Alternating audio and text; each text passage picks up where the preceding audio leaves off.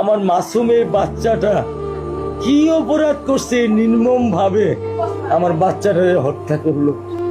আমি এই বাচ্চাটা ছাড়া আমি থাকবো কেউ নেই।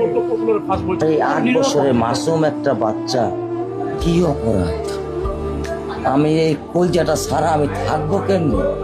আমার এই বাচ্চাটা আমি ঘরে ঢোকার আগে ফ্রিজের মধ্যে আমার জন্য শরবত বানায় রাখা। আমার বড় মেয়ে না, আমার ছোট মেয়ে 8 বছরের মেয়ে।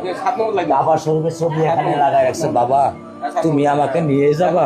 আমি বলছি আল্লাহ, বাবা তুমি আল্লাহর কাছে যাও, আমার তো নেওয়ার দিয়ে যাওয়ার ক্ষমতা নাই। আমার মেয়ে আল্লাহর কাছে চলে গেছে, আমার মেয়ে আল্লাহর কাছে চলে গেছে।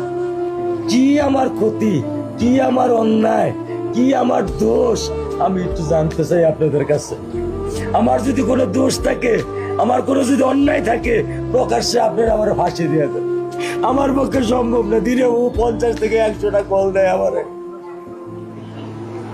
বাবা তুমি কখন আসবা, বাবা তুমি কখন আসবা, বাবা তুমি কখন আসবা। 8টা বছর আমি আমার বুকের এই ঘরে ঘুম পাড়াইছি। আমি আজকে আমি কার সাথে ঘুম আসবো? আমি কি দিয়ে মনে সান্ত্বনা দিব? আমার অপরাধ কি?